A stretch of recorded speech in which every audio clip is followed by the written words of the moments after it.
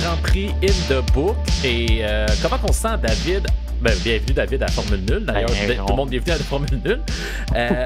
Comment on se sent après 2 Grands Prix et qu'on a officiellement une bataille? On sent bien. On aime ça, ça fait changement. Ça fait changement, mais en même temps, non, parce que c'est encore juste 2 écuries qui se battent. Mais... Encore 2 écuries qui se battent, mais on a l'impression que peut-être que Mercedes va finir par arriver. Ah, ouais, peut-être, hein? Peut-être, mais... Russell était quand même dans le coup. Il était un peu tout seul dans son monde aussi, là, en tout cas. Oui, on y reviendra. Puis, on y reviendra. Mais à date, mais il y a aussi des belles bagarres en arrière, c'est ça qui est le fun. Oui, puis ça, on va se le dire, les Alpines menoument. Les Alpines surprennent. Tant qu'à parler du Grand Prix en général, on va y aller tout de suite en allant avec notre segment, le podium. Fernando Alonso, back on the podium in Formula 1. Donc, 2e Grand Prix d'Arabie Saoudite, remporté par Max Verstappen dans les derniers tours contre Charles Leclerc. David, explique-nous, la première marche du podium, qu'est-ce que tu as pensé du... je ne comprends pas tout le point que tu m'as écrit, fait que je vais te laisser l'expliquer. Première marche du podium pour toi. Dans le fond, c'est encore et toujours la spectaculaire course entre Charles Leclerc et Max Verstappen. On avait l'impression qu'on se retrouvait encore au premier Grand Prix avec Leclerc, qui essayait encore les mêmes techniques. Ah, ok, je vais te laisser passer. Puis là, il le reprenait à la fin du premier virage. Puis ensuite, on est arrivé à un point où les deux ont freiné en même temps parce qu'ils voulaient pas être le premier à prendre le point de détection pour le DRS. Ça crée une course qui... Autant qu'avec Hamilton, j'avais l'impression que c'était un peu genre le premier qui rentrait puis qui réussissait à tasser l'autre. Puis que là, non, j'ai plus l'impression que c'est une bagarre mentale aussi. Du fait que, ok, c'est du positionnement en piste de qui va être avant l'autre pour le virage d'après. J'aime mieux ça. Peut-être que, bon, on se mentira pas, on est au début de la saison, c'est encore super friendly, là. Ils se font des fist bumps. Puis ça va bien, là. Peut-être que rendu au 19e, 20e Grand Prix... Le vrai Verstappen va ressortir. Ouais, c'est ça. Le vrai Verstappen va ressortir, comme tu dis. Mais pour l'instant, je trouve ça plus amusant. Je trouve ça le fun aussi de les voir compétitionner. J'ai l'impression que c'est vraiment genre la nouvelle garde qui arrive en avant. Ouais. Mais en même temps, je pense qu'en ce moment, Verstappen a un petit peu moins le couteau entre les dents. Mais moi, la seule affaire que... J'aime ça, mais mon problème, c'est que ça dure 5 tours. Les 2 fois. Écoute, c'est déjà 5 tours de plus que l'année passée où c'était sur un tour, puis après ça, t'avais brûlé tes pneus, fait que c'était fini. Ouais. On va déjà prendre ça comme un up, là. Ouais, je te le donne, parce que moi, je sais pas, je suis encore un peu sur ma faim, là. Je dis, j'aimerais ça que, mettons, Sainz et Perez soient là un peu pour que ce soit une bataille à 4. Ouais, ça va peut-être arriver, mais peut-être pas là. Bon, d'accord. OK. Donc, on va passer tout de suite à la 2e marche du podium, que je pensais que c'était la première finalement, mais non, c'est la 2e. On va jaser un peu de Lewis Hamilton. Ben oui, on comprend pas qu'est-ce qui s'est passé pendant le Grand Prix. Ben, en partant directement durant les qualifs, passe pas en Q2, délogé par Lance Stroll au tout dernier moment. Moi, écoute, j'étais en avant de mon ordi, je regardais ça, puis j'y croyais quasiment pas. J'étais alors, qu'est-ce qui se passe? Bon, après ça, on a su que c'était une histoire de mauvais réglage. Mais quand tu dis de mauvais réglage, t'as Hamilton qui part 16e, puis t'as un Russell qui part en avant. Mauvais réglage, oui et non. On l'a aussi vu à la fin du Grand Prix, il y a une vidéo qui a circulé où on le voit sortir de de sa Mercedes, puis il a l'air complètement exténué, il est brûlé, il comprend pas qu'est-ce qui se passe. J'ai l'impression qu'il a publié récemment un post sur Instagram qui dit qu'il a du mal mentalement et émotionnellement depuis longtemps. Je traduis là, littéralement ce qu'il dit là. Continuer est un effort constant, mais nous devons continuer à nous battre. Nous avons tellement de choses à faire et à réaliser. J'ai l'impression que de perdre le championnat l'année passée l'a beaucoup plus ramassé. Se le faire voler, qu'on peut dire aussi. Là. C'est pas le mot que je vais utiliser, je vais te laisser l'utiliser, mais que ça l'a ramassé beaucoup plus que qu'est-ce qu'on pense, puis qu'il s'en est toujours pas remis d'une certaine façon. Mais je sais pas aussi si le fait du poids des années aussi commence à le rattraper aussi avec la jeunesse qui le pousse par en arrière. Là. Ben tu sais, c'est un peu... Je comprends que ça a été chiant parce que, tu sais, cette course-là, il est remonté 6e à un moment donné? Oui, effectivement. Il y avait une stratégie qui partait en pneus durs Oui. pour faire le plus long relais possible, qui allait très bien. Puis quand on allait le faire rentrer, c'est là que et Ricardo et Alonso ont arrêté dans la voie un petit peu avant la voie des puits, donc ça l'a fermé la voie des puits, donc il n'a pas pu rentrer. Donc toute l'avance qu'il avait réussi à prendre, ben, il l'a tout reperdu par après. Bon, il finit quand même 10e, il y a un point, mais c'est vraiment pas le Grand Prix. Ouais, c'est ça. T'sais, tout le monde dit c'est le fun, Hamilton a un point, il finit 10e. Ouais, mais il finit 10e genre sur 13, je pense. T'sais. Fait que c'est comme pas. C'est moins glorieux que qu'est-ce qu'on connaît du grand Lewis Hamilton. Ouais, moi ce qui m'a. C'est pour vrai, j'allais le nommer probablement pilote du week-end s'il n'y avait pas. Genre, j'avais réussi son arrêt au puits. Puis c'est chiant parce que les deux autres qui faisaient cette stratégie-là, ils ont réussi, eux, à faire leur arrêt. Puis Les bancs sont rentrés juste avant. C'est ça. Ben, c'est ça. C'est plate pour eux, mais voilà. C'est un jeu de chance aussi. Hein? Sergio Perez a eu le même problème. Il est rentré, Latifi a pogné son accident, puis il a tout perdu ce qu'il avait gagné. Sacré Latifi, hein?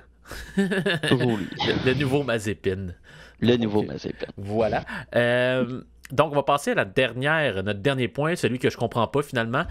On va parler de safety car. Puis je dois te dire, commentaire éditorial. Safety car, là, il y en a beaucoup en Arabie Saoudite. Je dirais même beaucoup de drapeaux rouges. Je te laisse là-dessus. Ben, parce que ce qui arrive, c'est vu que le circuit est tellement étroit, dès qu'il y a un accident en piste, comme on a vu avec l'accident de Mick Schumacher durant les qualifs le samedi, tu peux pas faire passer les véhicules là-dessus, donc tu as automatiquement soit un drapeau jaune ou soit un drapeau rouge, dépendamment de la gravité de l'incident.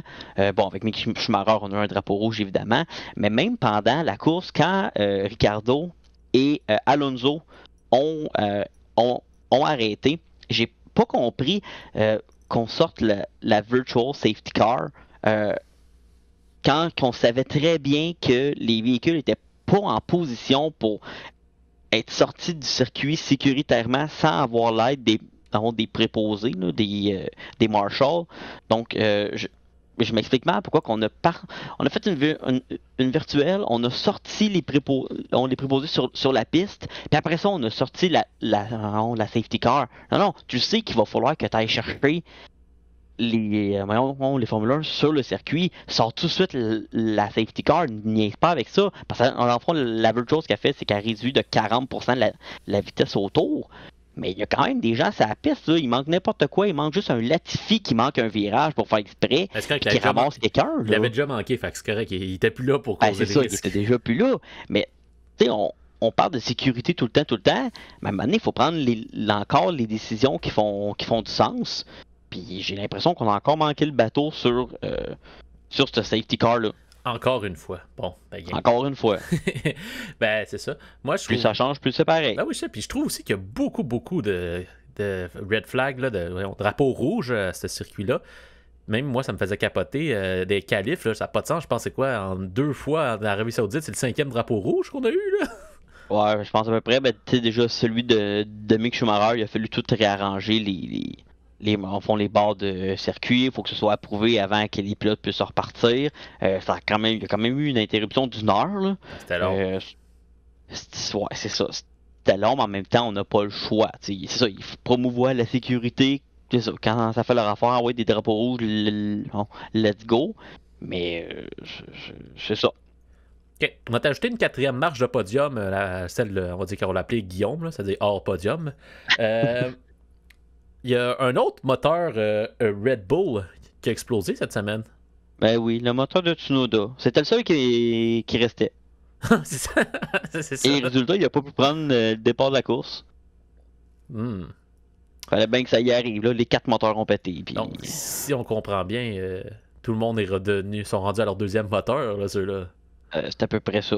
Mais c'est pas encore confirmé. J'ai pas lu que c'était les moteurs. Là. Je sais que Tsunoda, c'était vraiment le moteur là, de ce que j'ai vu. Là. Wikipédia me dit que c'est moteur. Bon, donc si Wikipédia le dit... ben c'est ça. S'il il disait pour mes devoirs de secondaire 4, ça doit être vrai. Là. C'est la vérité. Hein? Sinon, pourquoi on nous mentirait sur Wikipédia? Effectivement. Donc, on va passer maintenant au pilote du week-end. Selon toi, qui serait le pilote du week-end? Ben moi, j'ai pris Sergio Perez pour la simple et unique raison que si il n'y avait pas eu la première safety car, Perez aurait encore été en avant, puis il menait le Grand Prix, puis c'était tellement bien parti. Il se l'est fait voler. Malheureusement, là. C'est plate à dire, mais c'est ça. Là. La proposition, il y avait un très bon début de course. Malheureusement, ça s'est pas conclu comme il voulait, mais pour moi, c'est lui le pilote du week-end. Il va commencer à comprendre que Red Bull préfère Verstappen, puis c'est là qu'il va décider s'il reste. Il va décider s'il reste un gentilhomme ou si lui veut gagner. C'est ça qu'il va rester à voir. Moi, j'allais. Je te confirme qu'il va rester un gentilhomme. Moi, j'allais mettre un pilote, mais malheureusement, il n'a pas fini la course, donc je vais changer de pilote pour son coéquipier, Esteban Ocon.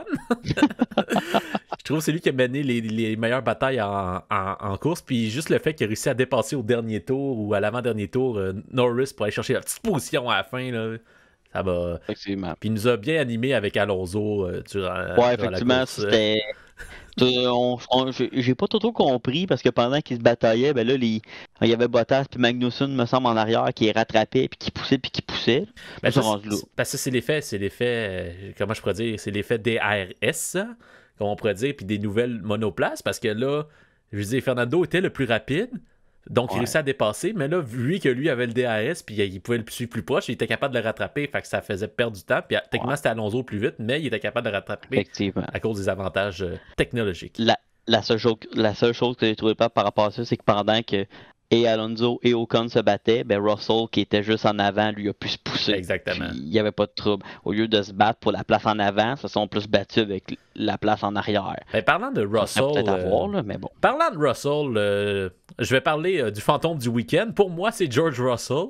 Écoute, sincèrement, oui, il finit 5e. Oui, il est d'un point. Écoute, moi, je suis pas vraiment impressionné par. On l'a pas vu, il était tout seul dans son monde tout le week-end. Puis il fait pas d'éclat, puis je sais pas. En même temps, il est tout seul dans. Tu regardes le résultat de la course, par exemple, il est 20 secondes en arrière du 4e, puis il est 20 secondes en avant du 6e.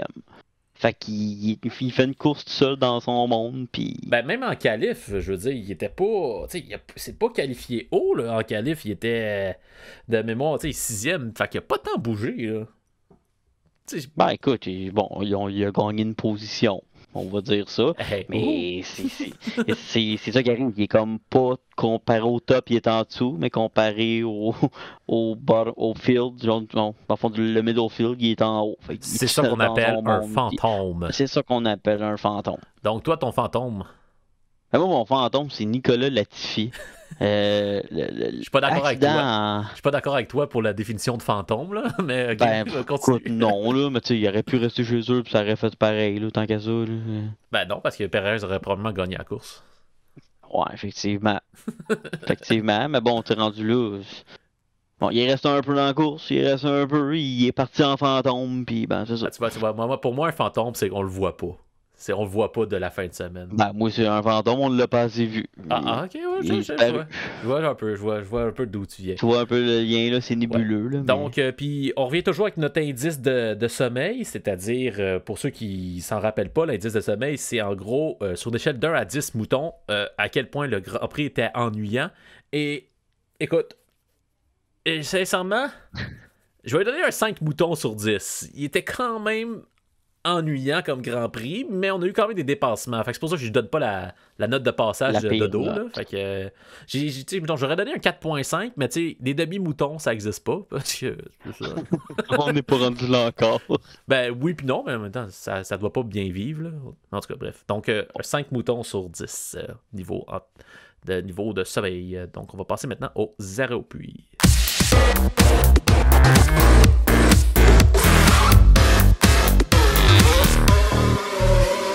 L'arrêt au puits, et là, on refait un autre petit arrêt à Las Vegas parce que ça a été officialisé, David. Ben oui, finalement, écoute, ça aura vraiment pas pris longtemps. Alors, on a officialisé le Grand Prix de Las Vegas pour 2023, qui va passer dans à peu près ce qu'on avait décrit à travers Vegas, la fameuse strip. Est-ce qu'on est bright, David? Écoute, ben, on lit les rumeurs comme tout le monde, puis à un moment donné, Non, c'est pas ça qu'il faut dire. C'est qu'on a un podcast de Formule 1, donc on est des experts en Formule 1. donc on est des... Ouais, je dirais plus amateurs qu'experts, là, mais c'est pas grave. Donc, un retour à Las Vegas pour la F1. On parle dans le fond d'un circuit qui ferait 6,1 km à peu près pour 50 tours, avec une ligne droite, semi-ligne droite, là, de 1,9 km. Fait que c'est à peu près aussi long que Jeddah, dans le fond. Ouais, à peu près. C'est dans le même genre, ouais. OK. C'est exactement dans le même genre. Petite particularité, le Grand Prix sera tenu le samedi soir et non pas le dimanche. Pour que ça soit, j'imagine, plus spectaculaire pour la télé américaine. Je pense que c'est plus pour la télé européenne, non? Ben, techniquement, je sais pas, le décalage serait à combien? J'imagine qu'il serait à 8, à 7 non, ben, je veux dire, c'est 8 parce heures. que si tu mets ça dimanche soir, c'est lundi matin.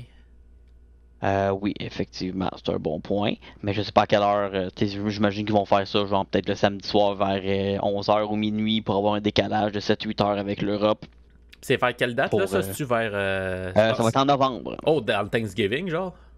Ouais, c'est exactement ce week-end-là, je pense. Ah, right. C'est une raison de plus, parce qu'il y a du football le dimanche. Ben oui, écoute. Donc, on se ramasse avec 3 Grands Prix aux États-Unis, Austin au Texas, le fameux Grand Prix de Miami et Las Vegas, qui était un des souhaits. En 2017, il avait fait au premier Grand Prix, au premier Grand Prix, au nouveau propriétaire, il avait demandé pendant les conférences de presse aux pilotes quels étaient leurs souhaits pour les nouveaux propriétaires de la Formule 1. Et Daniel Ricciardo avait sorti un Grand Prix à Las Vegas, check. Et Lewis Hamilton avait sorti un Grand Prix à Miami, check. Donc tout le monde est content. Ah, c'est quelqu'un qui a dit un Grand Prix en Antarctique? Non, mais au rythme où ce que ça va, m'étonnerait même pas que ça arrive. Ben oui, de toute façon, on va pouvoir, tout en train de fondre là-bas. Donc, un autre arrêt au puits, il est quand même un peu plus court que le dernier, celui-là. Arrivée du groupe Volkswagen en 2026, explique-moi donc ça. Ben ouais, dans le fond, il y a beaucoup de rumeurs qui circulent depuis un petit bout, comme quoi, à l'effet que le groupe Volkswagen arrivera en Formule 1 comme, je vais dire, motoriste pour 2 écuries principalement. On va voir ce qui va arriver. Selon les rumeurs, ça serait confirmé mardi le 5. On va voir ce qui va se passer si on sort après. Donc, c'est déjà confirmé techniquement, parce qu'on sort nous le 6 avril. Déjà confirmé. OK, parfait. Techniquement, ça serait déjà confirmé. On parle de Audi et Porsche qui entrera en Formule 1. Là, Audi... Là, on parle d'écurie ou on parle de moteur? On parle de moteur. Okay. Dans le fond, je t'explique. Oui, Audi, c'est pour ça qu'on est là. Hein? Pour ça qu'on est là. Audi passerait avec McLaren. On parle d'un rachat de la marque McLaren par le groupe Volkswagen pour environ 500 millions. Donc Audi, dans le fond, achèterait McLaren avec leur dette faraminale. Audi achète McLaren dans la vraie vie, donc il deviendrait Audi dans la Formule 1. Ouais, il resterait McLaren avec un moteur Audi. Où ils changeraient. D'après moi, ils garderaient la marque McLaren mais avec un moteur Audi. J'imagine que c'est ça qui va arriver. Fait que là, ils vont faire un moteur Audi. Oui, Audi ferait un moteur. Okay. Et ensuite, tu aurais Porsche. OK. Qui serait en association avec Red Bull. OK, mais eux feront pas un moteur Audi, ils feront un moteur Porsche. C'est ça, ils feront un moteur Porsche. Et ça c'est pas gaspiller de l'argent pour Volkswagen un peu? Faire 2 moteurs différents? Écoute, il y a comme toujours une compétition entre Porsche et Audi, malgré le fait que c'est que la marque mère des deux soit Volkswagen. On a vu ça en endurance. On t'avait les Audi, t'avais les Porsche, c'était de la compétition directement. C'était pas les mêmes. Oui, malgré le fait que c'était la même maison mère. J'imagine que le principe va rester le même pour les nouveaux moteurs en 2026. Puis c'est vraiment juste à cause du changement de réglementation que Volkswagen aurait donné le go pour s'investir, mais ça serait vraiment pas avant 2026. C'est là que la nouvelle réglementation moteur va arriver. Bon, ben on en reparlera en 2026. Donc, dernier segment de notre arrêt aux pluies. Pierre Gasly serait sur son départ Point Ben oui, d'interrogation? on commence déjà à parler des rumeurs à gauche, à droite que si Gasly ne se retrouve pas chez Red Bull au début de la saison prochaine, ben il serait déjà parti. Dans le fond, qui signerait ailleurs que chez Red Bull. Ah, il devrait. Ou on ne sait pas encore, là, le marché n'est pas encore ouvert, mais on commence déjà à lire un peu à gauche, à droite, même je pense qu'il y a Helmut Marko qui en a parlé cette semaine en disant que si on ne trouve pas le moyen de le ramener chez Red Bull, dans le fond l'équipe principale, dans le fond qu'on le perdrait, tout simplement. Puis effectivement, je le comprends. Là, maintenant, oui, ben beau être chez AlphaTauri, mais quand tu mènes une équipe sur les épaules, tu veux peut-être aller voir ailleurs, voir si tu peux pas monter plus haut dans la hiérarchie. Là. Mais il a quand même choqué chez Red Bull aussi. Il faut qu'on s'en rappelle. Il a quand même choqué, mais c'est dur de pas choquer quand toute l'écurie est sur un bord puis que toi, t'es comme un peu le laisser pour... Mettons. Genre laisser à part. Mettons que Mettons. Alonso prend sa retraite. Ouais. Est-ce que aller chez Alpine serait un bon fit? Je te dis qu'il ira pas chez Alpine. Ah, ok. Il va pour pas... la simple et unique raison qu'ils ont déjà Oscar Piastri qui est là. Ah oui, c'est vrai. T'as raison.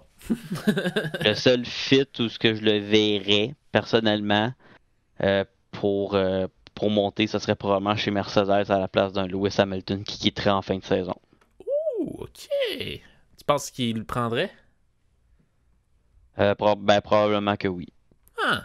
À moins qu'il y ait une clause d'échappatoire pour un autre pilote X, Y, Z. Mais. Toi, tu penses que Hamilton finit pas la saison? J'ai dit qu'il reviendrait dans mes prédictions de début de saison. Ouais. Si on se fie à comment que justement j'ai expliqué tantôt avec ses troubles anxieux et tout, peut-être que je doute un petit peu. Peut-être que je doute. Peut-être que je doute un petit peu. Là. OK. Bon, ben Mercedes, OK. Je m'attendais pas à ça. Moi, j'aurais cru plus à Alpine. Donc, voilà. Alors, le Grand Prix d'Arabie Saoudite est maintenant à chose du passé. On a fait notre tour des nouvelles. Maintenant, on s'ouvre vers l'avenir, David, et le Grand Prix d'Australie. Donc, voici un petit preview pour vous de c'est quoi l'Australie. Le Commonwealth d'Australie. Ne possédant aucune frontière terrestre, l'Australie fut imaginée par les scientifiques du 3e siècle, dans l'optique d'une idéologie que la Terre est plate, comme un continent permettant à la Terre de ne pas basculer de son axe en faisant d'office de contrepoids face au continent du Nord. L'Australie a officiellement commencé à être colonisée par le Royaume-Uni en 1788. On peut donc en conclure que le pays est un rebound de la perte des colonies américaines des Britanniques. De nos jours, l'Australie est considérée comme l'un des pays les plus pollueurs de la Terre, coupant dans les mesures de protection de l'environnement. Le mythe du réchauffement climatique y est très répandu, ce qui n'est pas très surprenant lorsqu'on sait que 70% des médias australiens appartiennent au mec qui possède la chaîne Fox News. Place au Grand Prix d'Australie, où faire une course automobile dans un parc fait plus de sens que de sauver l'environnement. Donc, nous voilà maintenant plus informés sur l'Australie. On peut maintenant se concentrer sur leur Grand Prix. David, explique-nous un peu ce Grand Prix. Le bon vieux Grand Prix d'Australie situé à l'Albert Park, qui a connu quand même certaines modifications cette année. C'est quand même 2 ans qu'on n'y est pas allé, dû à la pandémie. On a surtout quelques modifications sur certains virages qui sont plus ouverts. La plus grande modification est cependant revenu au virage 9 et 10 qui était de l'autre côté de la rivière où on arrivait sur une courbe et on freinait pour ensuite repartir sur la ligne droite un peu. Genre de chicane comme on voit à Montréal un peu. Ouais, genre. Mais là maintenant c'est vraiment devenu une courbe, une courbe rapide. Donc les pilotes vont, au lieu d'avoir un freinage, vont vraiment juste rouler. On s'attend à avoir quand même des bonnes vitesses de pointe. Et on s'attend surtout qu'en enlevant ce virage-là, on va gagner environ 5 secondes au tour. Donc on devrait avoir quand même des très bons chronos. En tout cas, on suppose pour la qualification et pour la course. Donc, avec les petites modifications, on part d'un circuit qui fait maintenant 5,2 km, qui compte 14 virages et qui va quand même se faire en 58 tours comme d'habitude. OK. Moi, j'aimais ça. Je trouvais que c'est un bon Grand Prix pour commencer, ça. Je trouve plus que Bahreïn. Je trouve que c'est un Grand Prix qui était le fun Ouais, quand même. mais je vais te répondre Money Talks. Donc, Bon, ok. c'est ça. Puis en fond, ce qui est fun, c'est que quand même, on y retourne pour la première fois depuis 2020.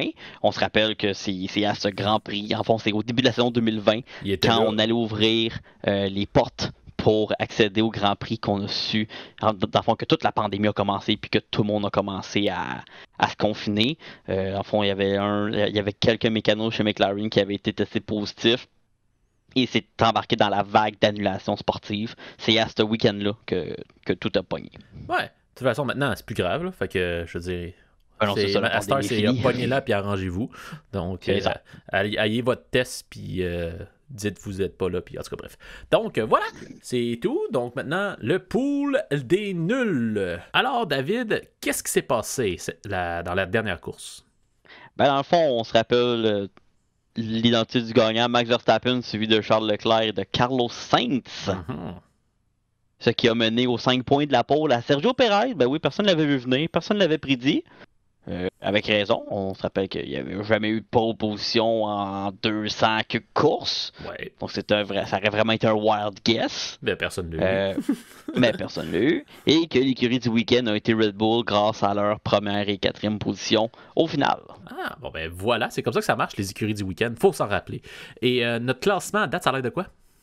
Ben, le classement, c'est quand même assez serré. Je te dirais, en première position, on a Andrew Dickinson et Olivier Gendron, tous les deux à égalité à 78 points, suivi de Benjamin Veilleux en deuxième position à 73 et de Catherine Côté en troisième à 58 points. Oui, puis on se rappelle, hein, on peut faire quasiment 70 points si t'as tout de bon dans un week-end. Fait que tu peux les rattraper facilement. Là. Moi, je passe à 30 points de la tête. Là. Fait que je suis chill, je suis encore correct. Et de toute façon, je fais des wild guess tout le temps. Fait que si à un moment donné ça marche, ben voilà, je suis un génie. Puis parlant de wild guess, je vais commencer cette fois-ci, David, parce que je te laisse commencer. Exactement. Moi, je prévois une pole position, attention, de Charles Leclerc. C'était ça ton wild guess? Exactement, c'était ça mon wild guess.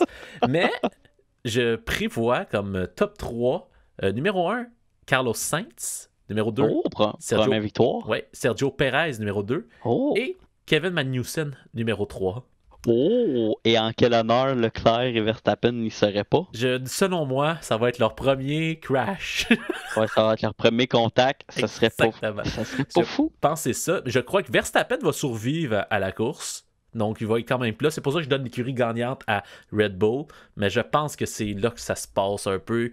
Il y a plus des virages, comme je dis, des chicanes à cet endroit-là qui sont plus propices à se frapper de même à l'Australie. Fait que je crois que malheureusement, ça va se donner. C'est là que ça se passe. Oui. Donc, tes prédictions? Ben moi, je suis plate. Moi, je garde ma pole avec Leclerc. Je vois pas pourquoi qu'il la perdrait. Je sais pas comment l'expliquer. Avec un podium tout Ferrari. Ben, on va dire tout Ferrari. Avec un doublé Ferrari de Leclerc et Sainz. Donc pour moi, Sainz, c'est pas sa première victoire ce week-end. Suivi d'un Verstappen en troisième position. Donc l'écurie du week-end sera Ferrari. Ben, c'est presque plate comme prédiction. Donc en espérant qu'on n'aura pas un grand prix plate comme tes prédictions. Non, effectivement. Donc voilà, David, merci beaucoup pour cet épisode. Et là, je te laisse remercier le monde.